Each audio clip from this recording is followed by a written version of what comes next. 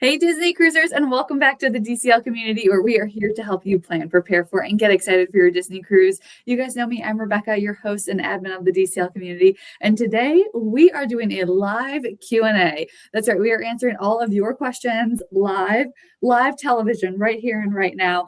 And you guys submitted some great ones. But as we're going through, if you have any other questions, please feel free to submit those, and we'll do our best to get to all of them. But as people are coming in, please say hello. Let us know where you're watching from. But Tammy, do you want to go ahead and introduce yourself? Yeah, I'm Tammy, and I'm the owner of Storybook Destinations, and I'm the co-author of the Unofficial Guide to Disney Cruise Line. The 2026 version is out right now. Woo-hoo. And got lots of good information in there. And I live in Colorado right now. It's a little side note about myself. My husband's in the military, so we move a lot, but we are in Colorado right now. Love that. And let me tell you, if you know a Disney cruiser out there who you have not gotten a holiday gift for yet, Tammy's got you covered. Yeah. I know my version is right on my coffee table. I love it. It's a nice conversation piece because, shocking, I talk about Disney Cruise Line a lot, right? Not that I needed anything to do it with. But it looks like we've got some friends in cold, somebody else in Colorado, somebody you used to go to church with. So that's fun. Yeah, I know. What a small world. New York, Pennsylvania. Oh, so fun. Well, hello to everyone and happy almost New Year. But let's go ahead and let's dive into all these questions. And as we're going through, if you're like, yeah, I don't know that I want to ask my question in front of everybody, please reach out to Tammy. Her and her team are here to help you plan your Disney cruise vacation, Adventures by Disney, Disneyland, Disney World. They have got you covered. I think you've even been to Antarctica, right? I have. I have. Amazing. Oh my gosh. Okay. So no matter where you want your vacation to take you to, Tammy and her team have you covered. Their planning services when it comes to Disney cruises are totally free for you to utilize. So please reach out, let them help you plan so that you can actually focus on enjoying your vacation.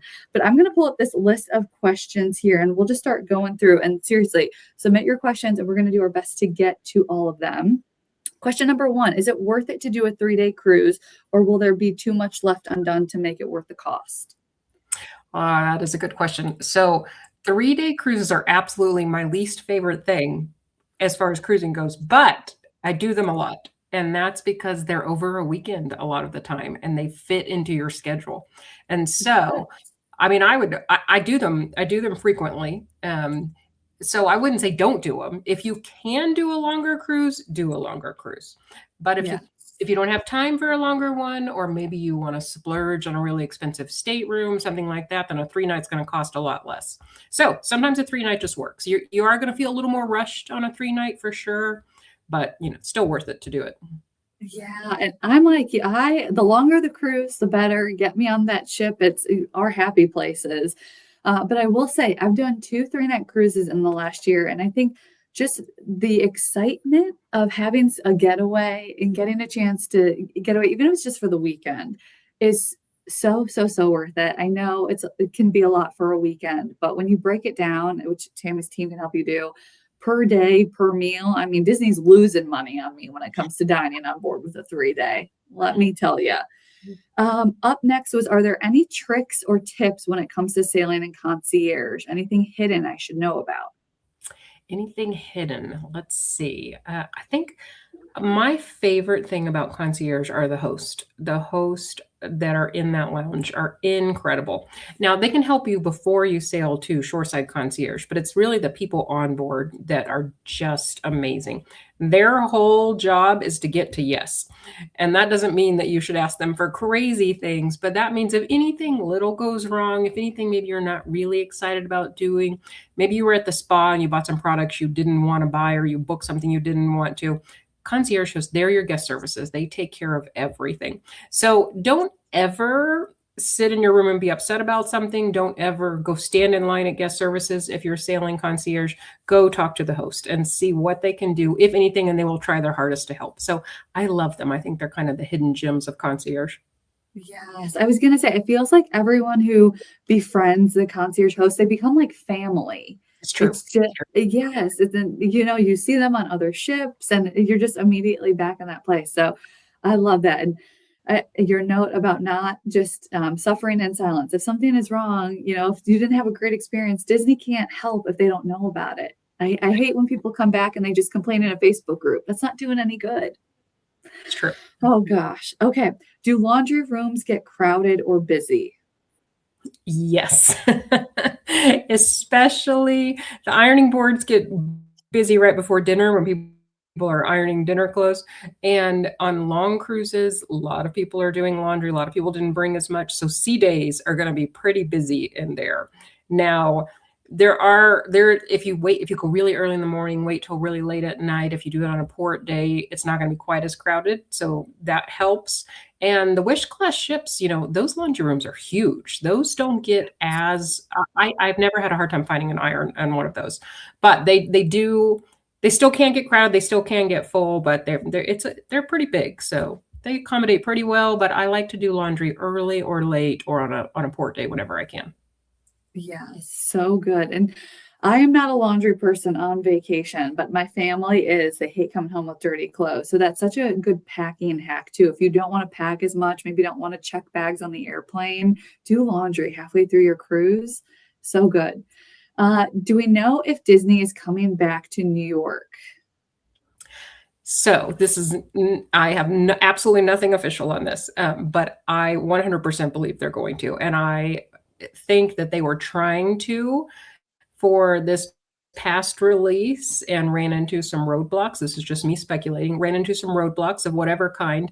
And we kind of had a delayed release last time. And I think they were trying to work out some things. And my guess, maybe it was New York City. But I do think they definitely want to, and hopefully we will see them back soon. I definitely don't think Disney's done with New York. So hopefully they can work it out sooner rather than later, because I would love to see them back in New York as well. Yes, I miss those itineraries from way back in the day when they would do the land and sea up and down New York, where they'd stop in Port Canaveral and everyone would go to Walt Disney World for the day. Yes, Oh that is my, such a fun way to spend the day on a cruise. I totally agree. I actually did it on a Royal Caribbean cruise once. We sailed from New York City. We sailed to Port Canaveral and they bussed us over to Disney World. Anyone that signed up for that excursion, it was so fun. It was a fun little Disney break in the middle of our Royal Caribbean cruise. And so, yeah, I think it's a fun day in the middle of your cruise to do something like that. yes, I could not agree more. Come on, Disney, bring it back. Yes. And then a question about sail away party. My mom has some mobility issues. How limited is seating? There is not a lot of seating. I definitely recommend getting there early. Now, if there is some space there that's dedicated, if you're in a wheelchair or if you have problems like that. And so if you're really worried about her being able to sit down, I would go early and I would go talk to the people in that roped off area and see if they have room for her to sit in there, and may not have room for both of you, but at least she could be in there sitting down and you could be standing nearby. So talk to the cast members there and see what they can do. Yes, definitely a good thing just to ask. Always ask. And then let's see, what one was next? Do you recommend eating dinner in the dining room for supper every night, even if it's late? I am an early eater. I'm not a fan of late dinner, but I also love the main dining rooms and I hate to miss it in there. So the rare sailings where I've not been able to get on main dining, I have eaten earlier just because I don't like to eat a big meal that late. And then we still went to the dining room late just to have dessert and to meet our table mates if there were just two of us and we wanted to meet some other people. So I love the main dining rooms. Now, if you've done them several times, or if you just don't feel like sitting for that long, because they can get long, there's definitely other options. And I'll do that sometimes too. There's some cruises where I've gotten on and been like, I'm not going to the main dining rooms a single time. I'm just going to, have room service and eat the pool deck food and and those have been great too. But especially if you've never done them and if you're new, do the main dining rooms. They're very fun. They're worth it. Yes.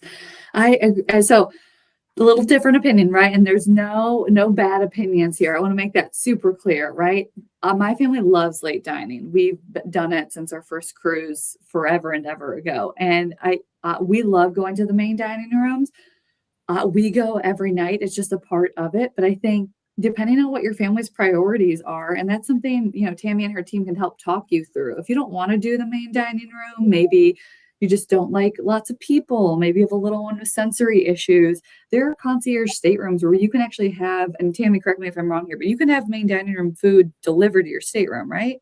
That's right. In some of the categories you can. Yeah. Yes. So that could be a great option too. It's just about knowing what works best for your family. And I think the other important thing to note is Disney wants you to have a good experience. If you decide to do 8:15 dining and you decide 2 days into your 7-night cruise, that's just not for you. Talk to your head server. They will see what they can do. There's no promises, no guarantees. You might have to change, dining teams or something, but they will do their best to accommodate moving you. Just again, have the conversation. What is BBB? Bibbidi Bobbidi Boutique. Yes, all the Disney slang out there. So, can you explain what that actually is and what that means for Disney cruisers? It is. It's a little makeover salon for little ones, and it's on every ship now. And there are different levels of makeovers you can get. They cost different prices, different packaging you can get. But they'll do hair, they'll do little makeup, little glitter on your face, glitter in your hair, things like that. And on they have they have dresses for sale. They have little Prince costumes for sale. Prince Eric, I think it is. I could be any prince, I guess. And they're adorable, beautiful little dresses as well. And then on Pirate Night, it turns into a pirate boutique, and so it's still called Bibbidi Bobbidi Boutique, but they do pirate makeovers. And so you walk out of there, like looking like a pirate instead of a princess. Yes, it's so cute seeing all the little ones dressed up. And I always wish that I could get dressed up like a princess, but I guess me dressing up like a pirate will suffice. Yes. But yes, some of that Disney Cruise Line slang, people just, Pixar Day at Sea, Marvel Day at Sea, all these things, we take it for granted. So all questions are good questions. Is Lighthouse planning on adding a 5K? Yes. I mean, they haven't said that, but we've all seen that someone accidentally put out some merchandise. There have been Yes. some medals that have popped up. So it's still not official. I think even last week, I was reading that people still were saying it's definitely still not official, still not a thing yet. But I definitely think they're going to. I'm not sure what the holdup is, but there's definitely a holdup on a few things there, like the bicycles have still not shown up. Yeah. And so I don't know if maybe it has something to do with the trail is not quite ready for the bicycles. I have no idea, but there's some hold up there with a few things, and that is one of them, the 5K. Yes, I was gonna say, I feel like people need to remember to give Lookout a little bit of grace here. Has she even been is she a year old yet? I don't even. Has been a year. Yeah, okay. Yes, and I mean, when Castaway was a year old, it was still just the one family beach, just one place to eat. So definitely give her a little bit of grace, but it does seem like that's coming. Looking at spring break cruises, 5 days on the Fantasy or 4 days on the Wish, both in the Bahamas. Oh, which would you pick? Ooh, tough choice. Uh, I I love the know. Wish, but I'm probably always going to say longer. So Yeah, and Fantasy is definitely one of my favorite ships. So she's the longer best. is better. Yes. And Carrie, I would say reach out to Tammy, just talk through the details about what stateroom your family is looking at. And she can kind of wade through the pros and the cons of each ship. Granted, the cons of each ship are that you can't just be on all of them at the same time. Um, okay, lots of questions about tipping, about what's correct, how much you should do, if you should do pre-gratuity. So can we kind of do it like a tipping 101 really quick for folks? Yeah, absolutely. So gratuities on a cruise are standard, and it's a thing that even if you're coming from another country where gratuities are not the norm, it's a thing that's been in the cruise industry for as long as the cruise industry has been around, I believe. And every cruise line does it. There are just some positions on board that are tipped positions, and there are four of them. And that's pretty standard in the cruise industry as well. There's four for regular rooms. There's a little bit more for concierge. And that is your stateroom host or hostess, and then three people on your dining team. And that's your head server, and your assistant server. And those three people are going to rotate with you through the restaurants in the main dining room. And so you'll see them and get to know them very well. And you'll generally get to know your stateroom host or hostess as well. Those are all tip positions. They all have a recommended amount per person per night that will be that you're kind of expected to tip, and I will explain that in a minute. And they vary. The head server is not, you're not expected to tip him as much, and da da da. Disney kind of gives you a total amount, and then they break it down. They'll tell you what the breakdown is as well, per person per night. And so what happens is before you get on board, you can prepay that if you'd rather just get it out of the way and prepay it and not have to worry about it on board or have to budget for it on board. Or you can not prepay it and then they will just charge it to your account on board. Now, you can go change those amounts. You can reduce them, which I don't recommend, and I don't think you will. I think after you've experienced the level of service on board, you will not even want to do that. And you can also increase them, and you can add some more to your onboard account, or you could stick cash into the envelopes as well. So for those 4 positions, they really rely on those. They're making, many of them, as you talk to them, you realize they're making money. They're apart from their families back home to make money to send to their families. And it's such a minor amount compared to what we're paying for the cruise. And they are just taking such good care of you that I will say odds are you're going to want to give them even more than was suggested. Yeah. And they are so appreciative of it. And, you know, it's somebody, I think you had said that somebody was probably going to ask if you could have them removed, and you can. But like I said, I would really recommend not doing that. And even if you did not go to the dining room a single night, like we just talked about, I still tip them every time because it's not my fault. It's not their fault that I didn't come to the dining room. And so I'm going to tip them the same amount, whether I went there or not. If I went there and got to know them and asked a lot of things of them, I'm going to tip them even more. But if I didn't go at all, I would absolutely tip them the recommended amount to start with. Yeah, so true. Agree with everything. I have nothing to add there. Just the gratuities are so worth it. My family, we decided to prepay them. So, you know, when you're talking with Tammy and her team, they can easily add that on with their ground transfers, with travel insurance, so that it's kind of factored into your cruise payments up front. That's the way we like to do it. But, you know, I think my tip here is when you have the amazing service on board, and you know that you want to add more. If you're not going to just add cash to the envelopes, but you want to go to guest services for them to add it to your onboard account, don't go the last night because the line at guest services is 1.5 miles long. Go like the second to the last night or the morning of the last day. Just a little bit of a tip there. Very Any special things that are done on New Year's Eve sailings? Yes, there is a party that night, and often there's 2 parties. Often there's one earlier in the night for anybody that doesn't want to stay up too late, and then there's something right around midnight, and they do a big countdown. There's a big deck party. It's inside if it's bad weather, but usually it's outside. They're passing out glasses of champagne, glasses of Cloudum for, you know, the kids and anyone not drinking alcohol. And often there's commemorative mugs and whatnot, or tumblers, I guess is the right word, to take with you, or glasses to take with you. And so, yeah, it's a super fun atmosphere. Yes. Oh, so good. And those, I know the characters come out in special outfits typically. And the deck party, it looks like such a blast. That's a bucket list for me, a New Year's cruise. And Taylor's asking, we have a gratuity room. When will they assign rooms if you want to do pixie dusting for gratuity rooms? Or sorry, guarantee. We're talking about gratuities. Guarantee rooms. So that will vary. Sometimes they'll assign those GTY rooms really early, but sometimes it's 3 or 4 days before. And so usually, I would say usually it's around 30 days, but there doesn't even seem to be a usual these days. It really seems to vary a lot.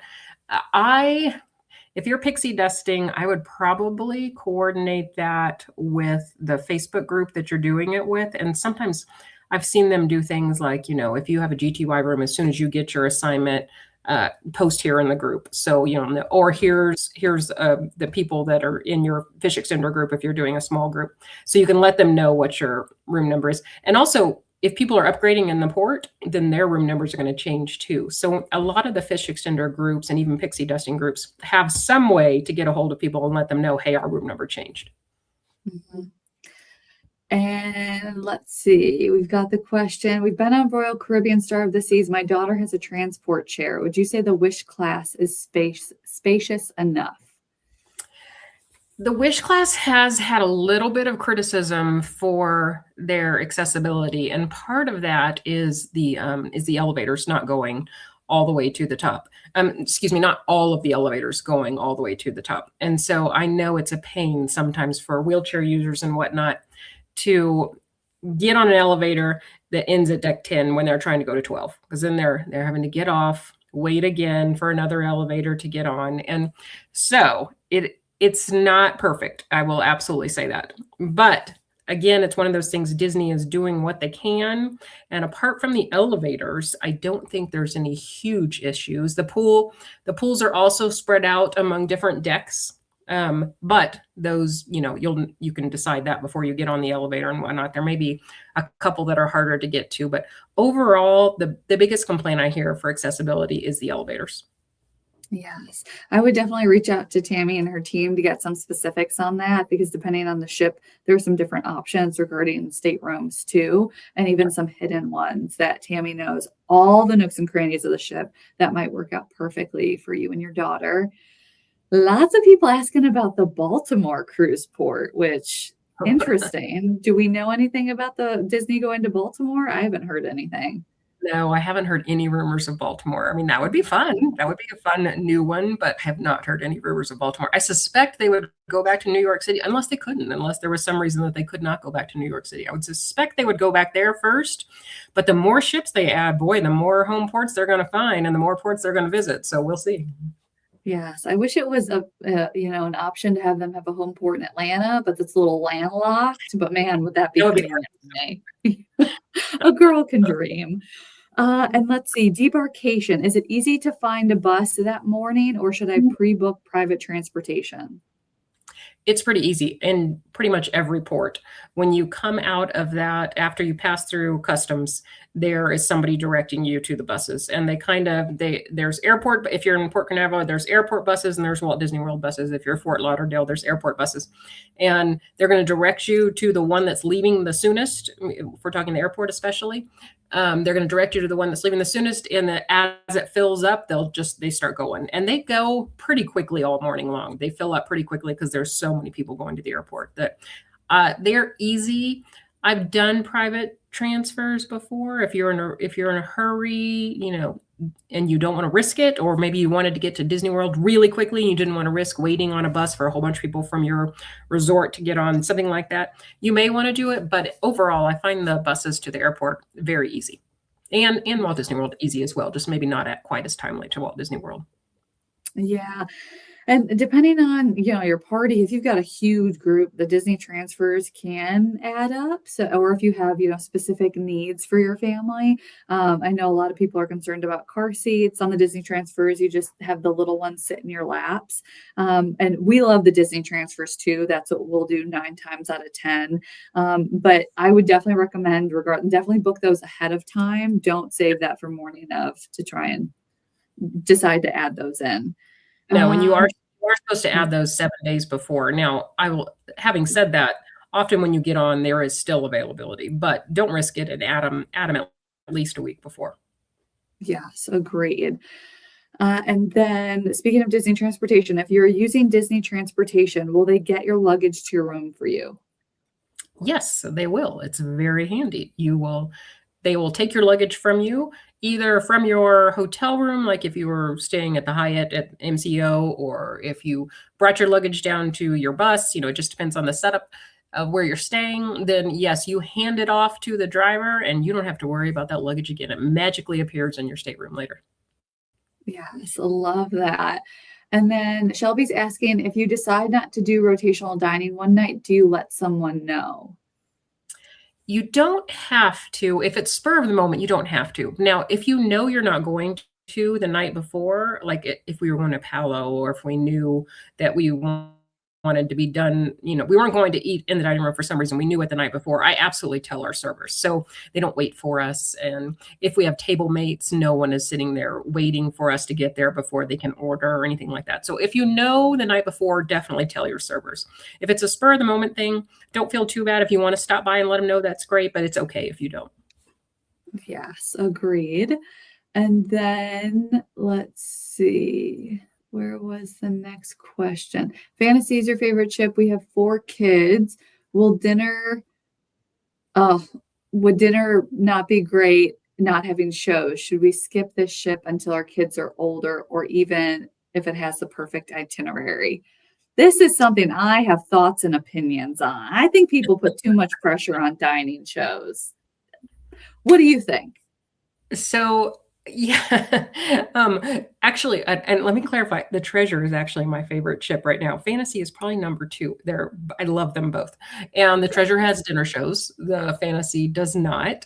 I think the Treasure, the dinner shows are a really fun addition to Disney, and it felt very natural to me when they started adding them in. Kind of like, oh, why haven't they done this all along? Because this is a Disney, and so I love them.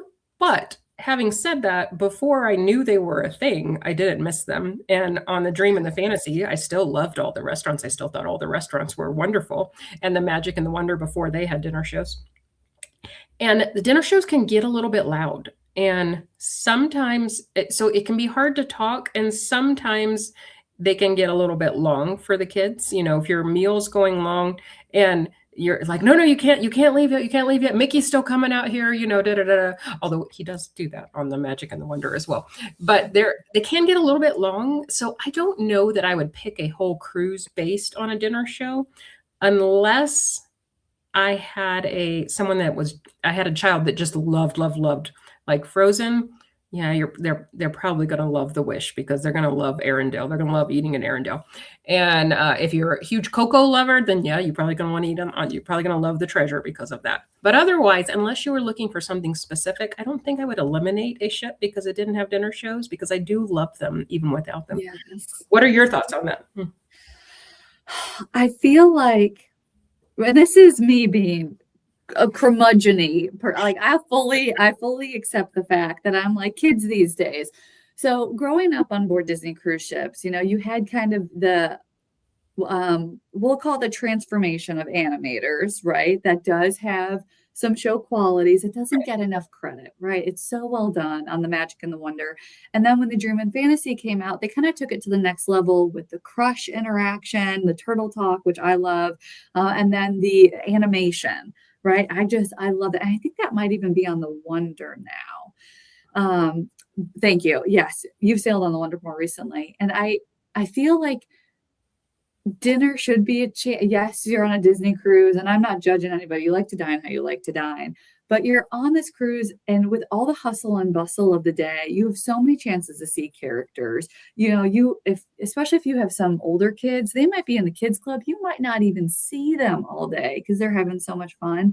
Dinner was always that time for us to get together and to catch up and enjoy each other's company. And the shows, while yes, entertaining and yes, have value, they kind of take away from that sometimes. So on the next class of ships, I would almost love to see it go a little bit less towards the Wish class ships, maybe more like Rapunzel's or Tiana's, where it's sprinkled in, there's some character interaction, but it's not a huge focus, or even back to the Dream and Fantasy, the way that they're here and there. I like that. I think that's a good point. And I was thinking live dinner shows, but you're right. I mean, the Magic and the Wonder, all the first 4 ships all have that Animator's Palette show, and it's not live music, but it's amazing. What's it called? Drawn to Magic show, where it's so fun. And Crush on the Dream and the Fantasy, so fun. I have seen so many people sit there and have no idea that Crush was really talking to them. They just thought this was just a screen. A turtle fly on a screen, and had no idea he was actually talking to them, and how excited they are when they realize he is. And so yes, even though those shows on the first 4 ships are really, really fun. Yes, agreed. You're not going to have a bad dining experience on any of the ships. Just go on the one that works best for you. I always say I would go itinerary versus ship, but that's something that you should talk to Tammy and her team about. And then Mel is asking, what's your favorite itinerary? Favorite itinerary? That one I always say is like Sophie's Choice. That's so hard. There's so many good ones. If I was trying to stay closer by, stateside, I should say, then I will pick a 7-night every time. 7-night, Eastern or Western. I love them both. I probably give a slight edge to Western because I love Grand Cayman. But if I am going overall and didn't care how far I was traveling, Love Alaska. It's always amazing. It's always got to be at the top. Norway is stunning, Ooh. stunning. One of the most beautiful cruises we've ever been on. And any med cruise we've done, Greece, just a normal med cruise, any of those, all of them are great. So I do love the more exotic locations, not really exotic, but more the further away locations. I love those cruises because I don't get to do them as often, maybe. But there's a lot of good options, really. Yes, there's so many good ones. I'm right there with you. I love a good Western. Southern Caribbean's been on my bucket list forever. They do them so rarely. Have you done that one? No, and I have one booked for 2027. I'm 2026. I'm no 2027. 2027. I have it booked on the Dream. They're doing a Southern Caribbean on the Dream. So I'm super excited about that. I've been to several of those destinations before on other vacations, but not on a Disney ship. So I'm very excited to try them. Oh my gosh, I'm excited for you. That is on my bucket list. I might have to join you on that one. And then I know we're getting to time, so we'll just do a couple last questions. Going on the Magic in a few weeks, any recommendations for best things to do on board the ship? Ah, the magic, the OG magic. My girl, I love her. Yeah, the magic has so many nostalgic feelings for me as well. Let's see. I'd love the nightclubs there. They're really great. Yes. Redone many years ago, but they're really great. I always tell people and I'm a lifelong teetotaler, and I still love the nightclubs. I still love to go sit in there and do the activities, the adult activities at night. They're so fun. And then just to sit in one of the lounges and I'll have a Coke Zero while others may be drinking something else, and it's a great time. I love music trivia on the Magic. Let's see what else is fun on the Magic. You're going to have animators there. You don't want to miss animators. Yes. I was going to say the Euro Station on deck, I feel like is one of the most underrated. I wish every ship had one. Going to get some fresh tzatziki and just the pita. Oh my gosh, it's my favorite. The chicken tenders will always reign supreme, but that is a very, very, very close 1A option. It was very good.